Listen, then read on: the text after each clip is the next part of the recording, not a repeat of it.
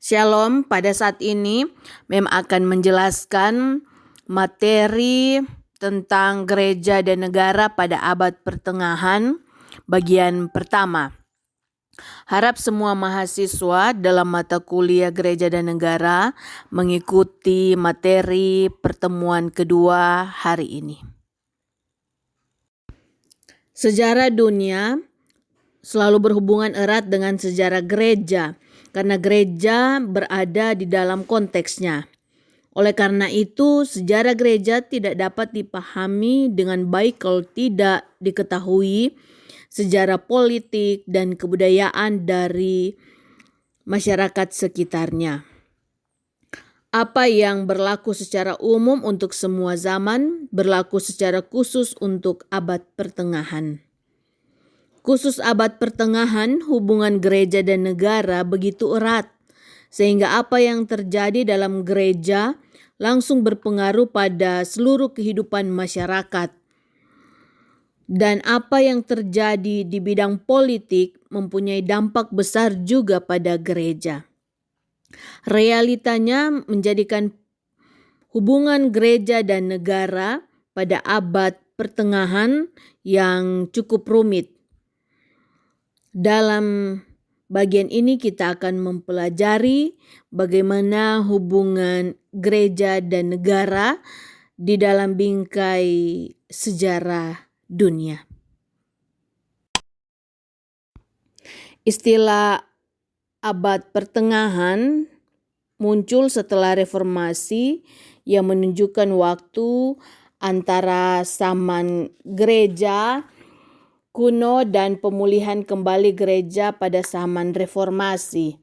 Untuk sejarah gereja, awal abad pertengahan dikaitkan dengan kepausan Gregorius Agung tahun 590 sampai 604 zaman bersama, yang meletakkan dasar untuk penyebaran agama Kristen ke suku-suku di Eropa Barat dan untuk pengkristenan Eropa. Seperti disinggung tadi, abad pertengahan berakhir dengan adanya reformasi yang dilakukan oleh Martin Luther pada tahun 1517 zaman bersama. Gereja dan negara menunjukkan kepada dua lembaga yang dapat dibedakan dengan jelas.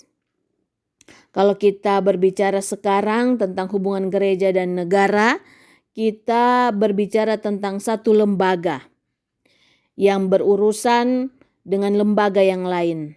Lebih lanjut lagi, untuk kita gereja berada di wilayah negara. Tetapi yang sebaliknya tidak berlaku.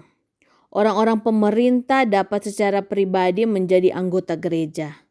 Tetapi negara sebagai keseluruhan dalam dunia modern jarang secara resmi mengambil bagian dalam gereja. Ini akan kita singgung bagaimana situasi pada abad pertengahan yang memiliki pemahaman lain dengan gereja dan negara dalam konteks sekarang ini. Situasi gereja dan negara di abad pertengahan.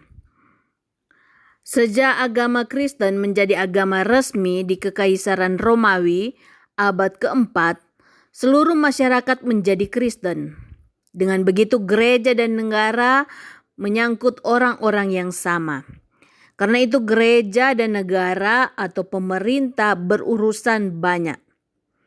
Timbul gagasan bahwa negara harus melindungi gereja dan menunjukkan perkembangannya. Di lain pihak, tugas gereja tidak hanya untuk mengatur orang-orang atau pribadi pada keselamatan, tetapi juga untuk menjamin kesejahteraan rohani seluruh masyarakat, keadilan, dan perdamaian. Hal ini berlaku juga untuk abad pertengahan setelah Eropa Barat menjadi Kristen. Gereja dan negara dibedakan, tetapi juga dihubungkan secara erat. gereja dan negara dilihat sebagai jiwa dan tubuh masyarakat Kristen. Seluruh masyarakat merupakan tubuh atau badan Kristen, Corpus Christianum, yang dijiwai oleh agama Kristen, yang ditangani gereja, dan yang diurus dari segi lahiria oleh negara, yang menangani hal-hal jasmani seperti politik di negara itu. Pengaruh gereja atas semua bidang hidup sangat besar, dari orang yang baru lahir, sudah dibaptis, mengikuti berbagai sakramen sampai pada kematian, sampai dengan sakramen perminyakan suci dan pekuburan. Bahkan sesudah itu ada undang-undang warisan dan juga misa untuk orang mati. Nah, ini pengaruh sangat besar dalam kehidupan gereja, terutama umat manusia, dan dapat dibayangkan bahwa juga pemerintah dalam bidang-bidang yang ditanganinya selalu berurusan dengan gereja dan sulit bertindak tanpa memperhatikan apa yang disampaikan atau yang dilakukan oleh gereja tersebut. Jadi sekali lagi, pengaruh gereja sangat besar dalam kehidupan seseorang dari dia lahir sampai dia meninggal dunia.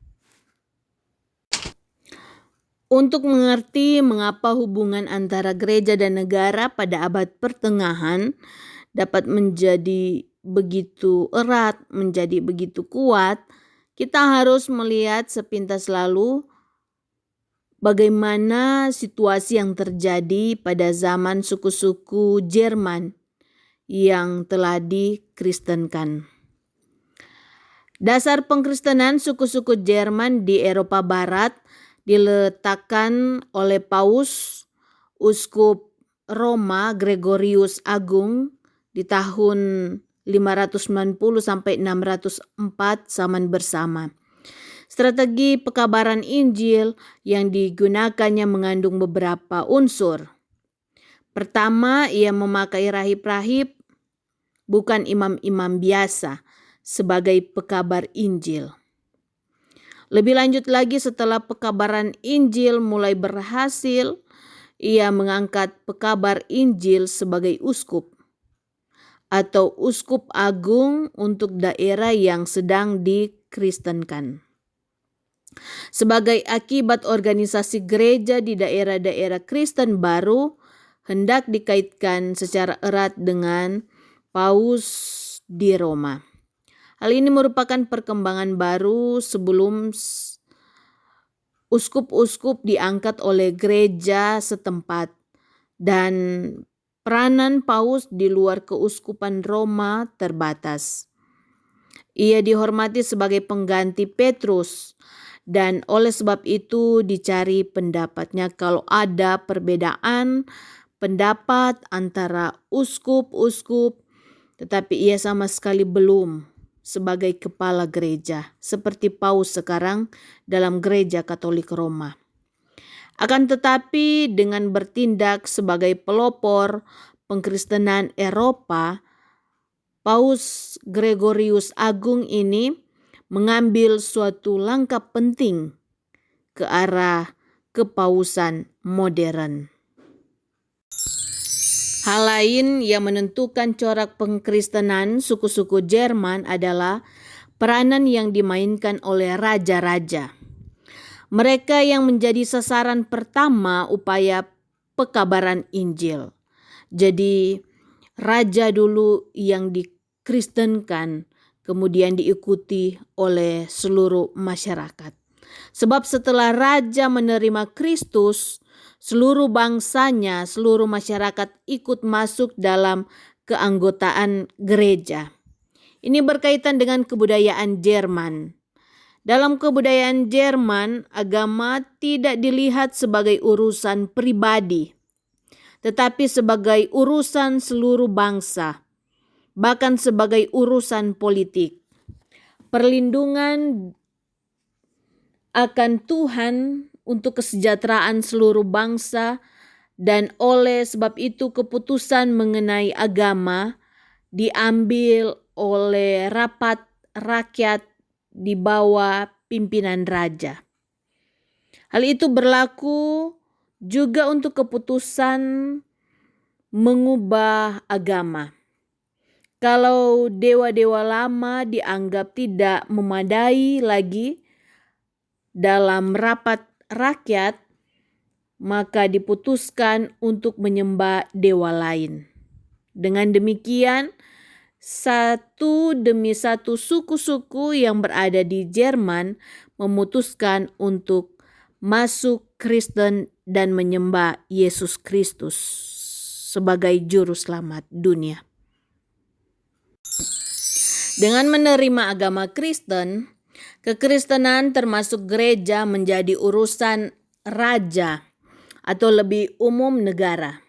Walaupun pada waktu itu suku-suku Jerman belum mempunyai negara dalam arti modern. Rajalah yang bertanggung jawab atas agama dan sekarang juga atas gereja. Karena itu raja-raja yang masuk Kristen mulai mengurus gereja, seakan-akan mereka mempunyai gereja. Imam-imam dan uskup-uskup diangkat oleh raja.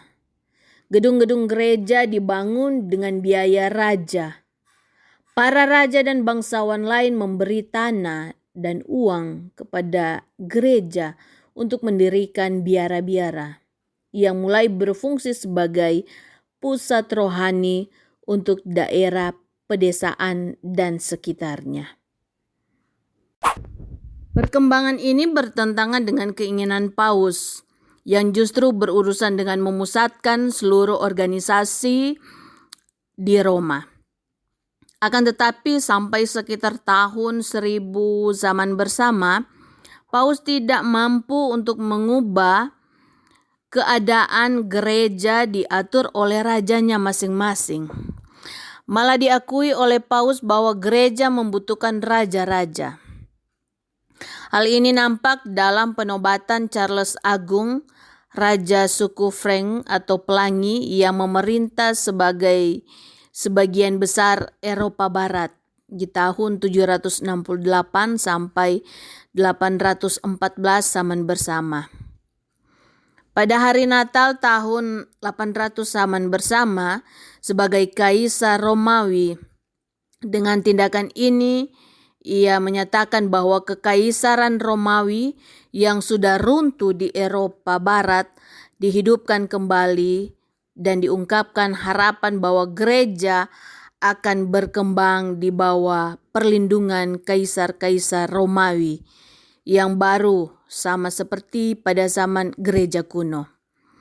Karena Pauslah yang melakukan penobatan ini, menjadi nyata bahwa sama seperti pada zaman Romawi, kekristenan Eropa bersandar pada dua tiang, yaitu Paus sebagai pengganti Petrus dan Kaisar.